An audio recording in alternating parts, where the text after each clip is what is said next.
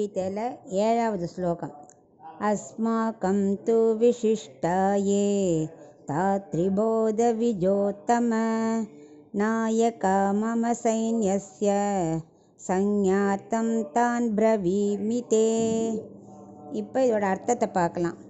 இத்தனை நாளைக்கு துரியோதனன் யுதிஷ்டரோட சைடை பற்றியே பேசின்னு இருந்தான் இல்லையா. துரோணர் ஒரு ரியாக்ஷனும் காட்டவே இல்லை.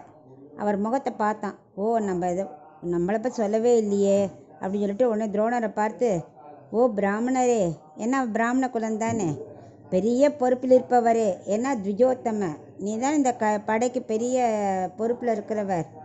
ஸோ நம்ம சைட்லேயும் நாயக்கா நம்ம சைட்லேயும் பெரிய பெரிய சிறந்த ஆட்கள்லாம் இருக்காங்க, நல்ல போர் புரியறவாள்லாம் இருக்கா.